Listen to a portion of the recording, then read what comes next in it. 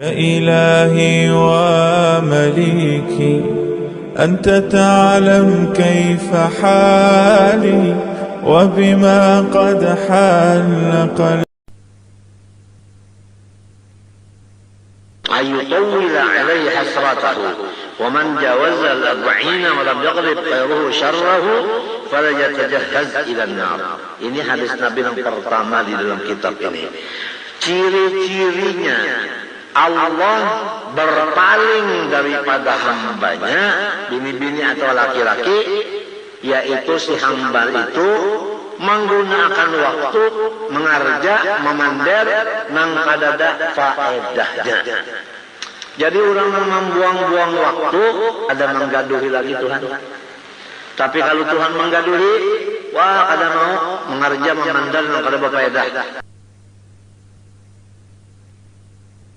Dan sesungguhnya seseorang yang lewat satu saat daripada umurnya mengerja lain dari ibadah, lajadirun sebenarnya ayutuwila bahwa memperpanjang ia alai atasnya hasratahu akan kerugiannya.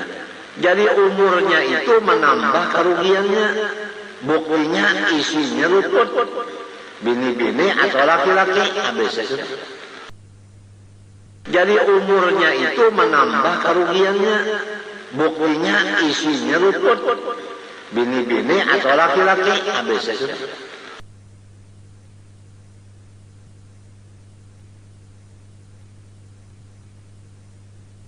Jadi kita berpikir masing-masing aja, guru kah, bini guru kah, anak guru kah, berpikir-pikir ya. Apa aku nih jamnya na ibadah kah kada kah? Munnya kada ibadah menambah rugi. Mutalaah kitab tadi mutalaahi banyak didapat betakun non guru. Ini kada mutalaah juga di rumah, di sekolahan kada betakun juga di bawah anak bujur.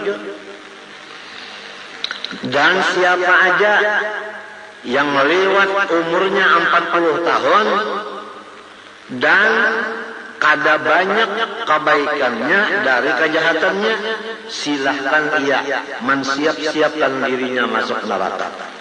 Jadi kalau umur 40 tahun banyak ibadah daripada yang lain. Ini batas 40 sudah. Sekalinya umur 40 bahimat mau urusin yang tertinggal macam apa loginya.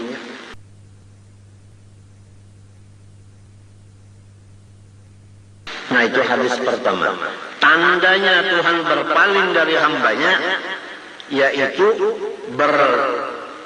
berbembang si hamba dengan sesuatu yang tidak ada faedahnya. Kalau seseorang satu saat daripada umurnya lewat diisi bukan ibadah, maka itu umur menambah kerugiannya. Orang yang umur 40 tahun kada banyak ibadah dari kejahatannya, maka orang itu menyediakan dirinya jagar masuk neraka. Fahadhihi nasihat wal mau'izah kafiyatun di ahli dunia. Maka nasihat yang satu ini, papadah yang satu ini sangat cukup bagi orang-orang yang umpat bakal cipung urusan dunia. Berdagang kah apakah? Apabila umur 40 ini mengatakan hadis ini.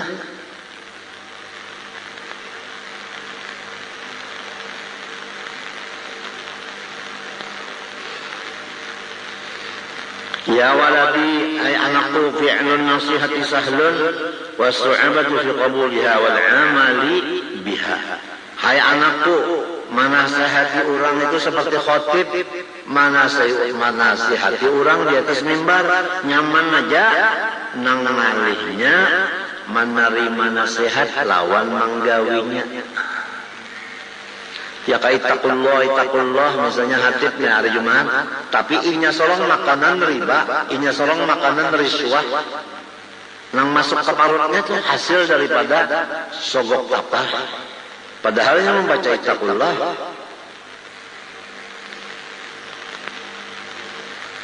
Jadi yang berat itu menerima nasihat. Apalagi yang menerima nasihatnya orang penyari kah. Bas silin itu menyindirun aja. Awas kan udah tampar silin itu. Coba. Nang berat menerima nasihat. Nang lebih berat lagi memakai lawan nasihat tadi. Baratus kali sudah dalail, Quran, dalail, baratus kali udah. Hingga titik siang malam.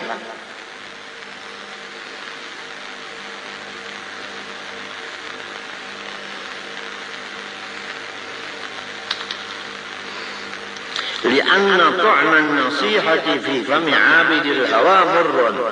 Karena rasa nasihat yang ada di muntung orang yang menyembah nafsunya sangat pahit sekali.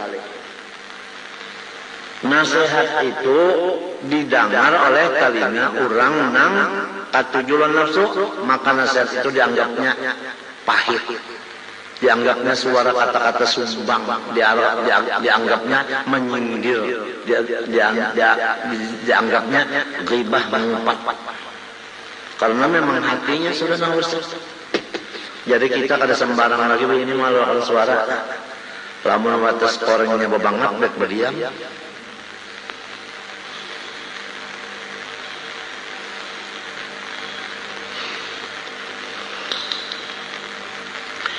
Wal manhiyatu mahmubatun 'ala al-'umum. Bermula segala yang dilarang oleh Allah dicinta kasihi atas orang awam. Orang awam kada alim katuju benar mengerjakan yang dilarang Tuhan. Judi mulai kelas di bawah, tengah, atas judi ini. Paham kan? Pendapatan judi-judi itu dibagi-bagi. Lamun judi tadi bagi lawan tuan guru. Ampih tuan guru membuya judi. Karena sidin sudah makan, sudah ditapanya lawan hasil judi. Apalagi 3 miliar sebulannya hasil judi. Apalagi anak menutup, anak menangati.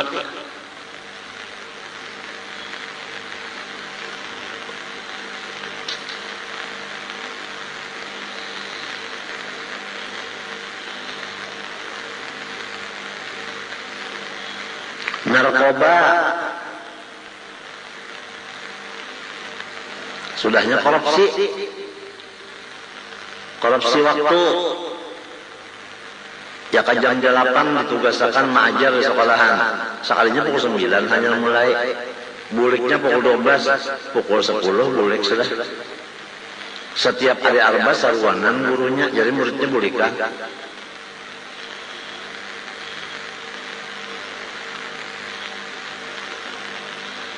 Korupsi waktu malam itu.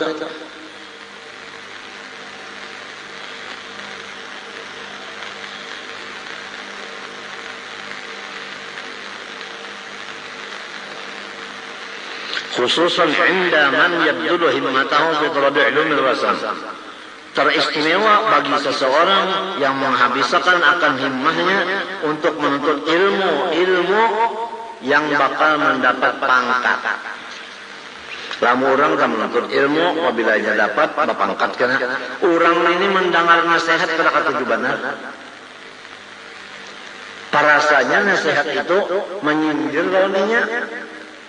Parasanya tuan guru itu menteror lawannya.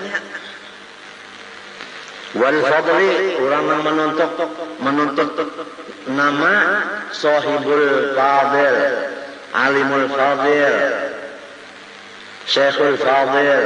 Apabila nama itu yang dituntutnya, menuntut ilmu itu niatnya sudah dipadahi menyari kilo madahi memusuhi. Wal maharah, gaji. Mahar itu kan ya Allah. Jadi menuntut ilmu dapat gaji. Dipadahi oleh nang Tuhan, dimusuhinya nang Tuhan tadi. Liktisabil izzi wa syarafid dunyawi, karena mencari kemuliaan dan dunia. Li'annahu innama yaqsidu bitahsil al-'ulum mujarrad al-'ilmi dun al-'amal lahu. Karena ia menuntut dengan ilmu tadi tujuannya semata-mata alim, bukan tujuannya memakai. Kan kita ilmu sudah kalau dibacakan, ya kalau mulai seminggu 2 kali, seminggu 3 kali, sampai seminggu sekali. Amalannya kurang supaya diamalkan Quran, dalail, istighfar, itu apa? Sekalian tawassul, sekalian apa lagi? Ya tawassul, doa mendoa, ada kalau sudah di anak. Nah, nang ini amalannya, nang ini ilmunya. Sekarang ilmu seminggu sekali aja. Amalannya ini nang limbah maghrib nang ini, Mbak Isya nang ini, subuh nang ini, tang malam nang ini. Tapi manusia lamun menuntut ilmunya aja kada mau bau wiridnya ini. Nah itu yang berat. Itu berat. Lamun di kiau mulai maghrib pakai Esah Nur Muhammad sampai ke subuh bah. Tahan semalaman. Bari suruh baca Quran 2 baris saja tambah baca Quran sudah nah ngantuk. Liun saba ilahil ilmu supaya orang menyebut dirinya alim guru. Wa yuqalu fulanun alimun fadilun. Si fulan itu tahu kayaknya mah alim, kurangnya fadil, lebih pada yang lain. Fahadi aqidatun fasidah, maka mengaku diri alim, mengaku diri mempunyai keistimewaan, itu adalah i'tiqad yang sesat.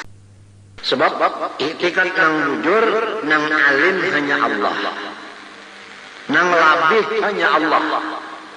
Manusia semuanyaan makhluk kekurangan, semuanyaan makhluk jahil, itu nang bujur.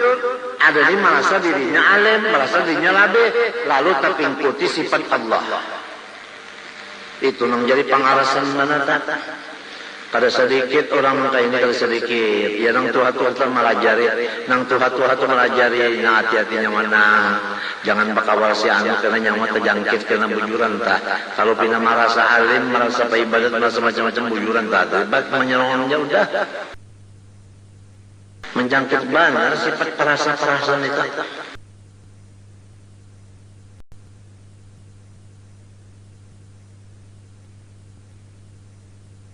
Fahadi aqidatun fasidah wa hadal qadru wa niyatu madhabil falasifah.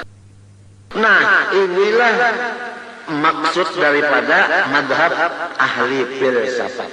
Ahli filsafat itu kan bukan ahli sunnah wal jamaah. Wal'iyadu billah, kita berlindung dengan Allah daripada falasifah itu. Idh ghayatuhum tahsinul ilum biduni iltifatin ilal aman. Karena penghabisannya ahli falsafat itu mau menuntut ilmu kasih tukang nari, tak tinggal masalah amaliyah. Walam ya'lamu anna al-ilma yakun alaihim hujjatan balighatan. Dan mereka kada sadar bahwa ilmu yang ada di otak mereka itu menjadi siksa akan mereka itu. Wahum fi ghaflatin an qouli sallallahu. Mereka lupa dari sabda Nabi, inna asyaddan nasi 'adzaban yaumal qiyamati 'alimun lam yanfa'hu Allah bi'ilmi. Sesungguhnya seberat-berat manusia disiksa pada hari kiamat yaitu seorang ulama yang tidak mengamalkan ilmunya. Warawal Imam Ahmad wal Baihaqi an Mansur ibn Zadan qala balagana anna al-'alima idza lam yantafi' bi ilmihi تصيح أهل النار من متن ريحه ويقولون له ماذا كنت تفعل يا خبيث فقد آذيتنا بنتن ريحك أما يكفيك ما نحن فيه من الأذى والشر فيقول لهم كنت عالما فلم أنتبع بعلمي. Riwayat Imam Ahmad Baihaqi dari Mansur bin Zadan berkata ia, sampai kabar hadis ini kepada kami bahwa setiap guru agama apabila tidak ia mengamalkan ilmunya, niscaya berteriaklah orang neraka karena bau gosok badannya si orang alim itu. Ini orang alim kalau mengamalkan ilmunya masuk neraka. Orang di neraka itu kuriakan baunya awak yang ini. Padahal kalau di dunia alim sekalinya masuk neraka. Kenapa kada mata juga? Jadi yang penting tu amaliyahnya, ya ka Quran ta membacanya, ya ka sudah membaca tadi paham, pulang ya ka dalail tadi baca, mbah dibaca ta pulang dihadiahkan kayak umat kayak abah, kayak peguruan. Nang dibaca-baca tadi, baca doa arwahnya dihadiahkan arwah umat abah guru. Manfaat karena itu.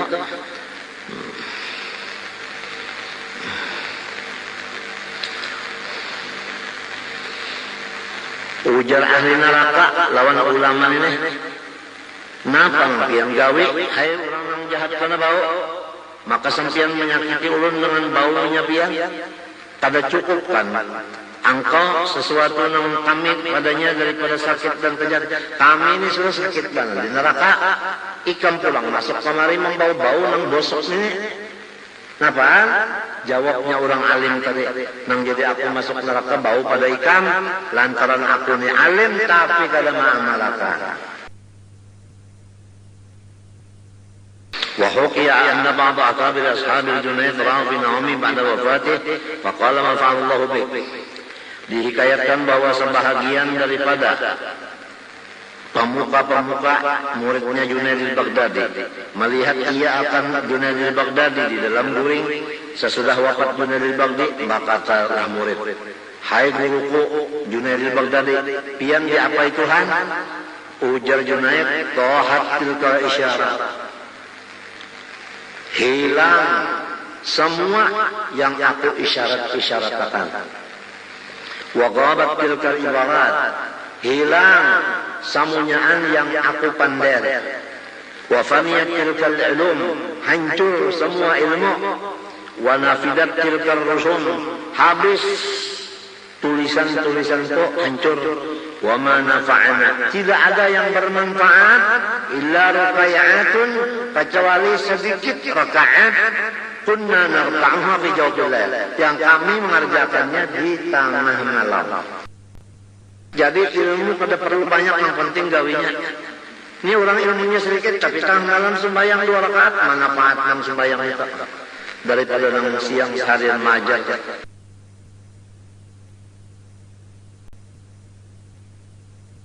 Dasar gawinya juga.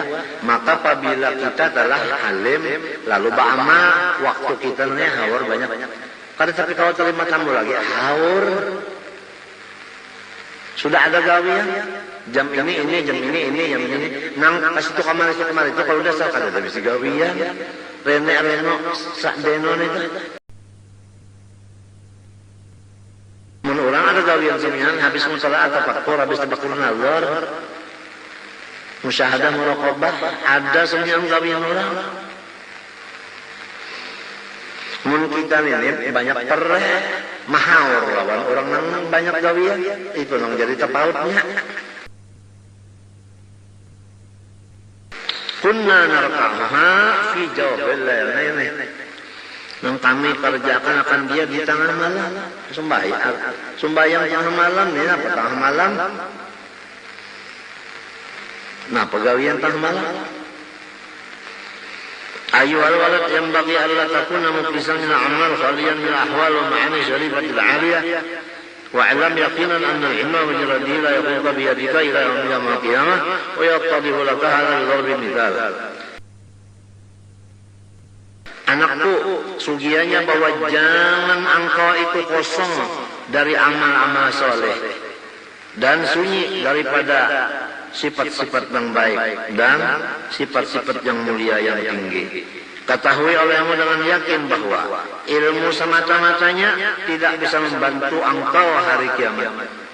Supaya jelas bagi engkau perkataanku ini, aku ulahkan misalnya.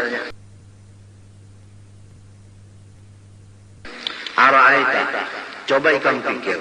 Lau anna rajulan yuhsinul harba, ada seorang laki-laki bisa berperang, bainama huwa yasir fil mafazah, antara ia berjalan-jalan di padang perang, wa ma'ahu asyaratu suyufin hindiyatin, dan ia membawa 10 pedang bikinan India, wa qasiyun besi, wa sihamun panah fi ghaitil jaudah nang bagus. Waqad taqallada biha, dan sesungguhnya diikatnya di awaknya bakas tadi. Idfaja'ahu asadun azim, tiba-tiba bakajutan datang kepadanya macan nang besar. Hal terbangun hadir asli habijuradiha min syarril asasya. Apakah bisa membantu dari dirinya oleh senjata yang di awaknya? Tadi semata-mata senjata aja ada dipakai. Senjatanya banyak di awak. Datanglah Pak macan. Biarkan aja, jangan dipakai. Senjatanya jangan dipakai. Bisa membantu. Mesti ambil senjatanya, tungkihakan ke macan. Itu artinya dalilnya kalau anak selamat itu amalakan. Ini misal benar aja nih. Anta ala yakinin tam di anha la tughni anu syai'an hatta yastamilaha bima qasara minha. Engkau yakin sempurna bahwa pakakasnya tadi kada menolong akan inya daripada kejahatan si macan, kecuali inya gunakan bima qasara minha. Fakadari kalau anna syakhsan alima mi'ata alfi faidatin ma alfi mas'alatin wa lam ya'mal biwahidatin fa anta ta'lamu anna hadzal ilma la yufiduhu faidatan ma.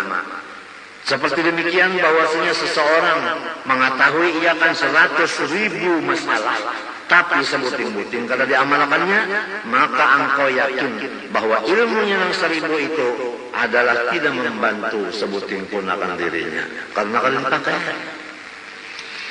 Wal nadrib laka misalan akhara. Kami mengulahkan bagi engkau misal yang kedua. Fanaqulu law anna syakhsan bihi maradun wa dha'fun min al-haraz wa as-safra wa 'alima 'ilman laysa ma'ahu syakkun an shifa'ahu fi tanawul as-sakanjabin walakinahu lam yatanawalhu. Misal kedua, jikalau seseorang di badannya ada penyakit dan lemah karena panas, wasafra baheraan, dan ia tahu bahwa tidak ada sertanya ragu-ragu bahwa sembuh penyakitnya adalah memakan obat syakanjabin. Itu syakanjabin nama obat. Tetapi ini ada bisi syakanjabin, tapi kalau dimakannya malah baik penyakitnya. Si panas awaknya lawan beheraan malah baik. Obatnya ada, tapi kalau mau dimakan sama kayak itu. Ilmunya ada, tapi kalau makan. Sudah tahu aja nih, apabila sudah umur Tuhan dunia yang kayak ini, jangan tambah banyak pekawanan lagi, jangan tambah banyak omong lagi. Kenapa? Ada memakai.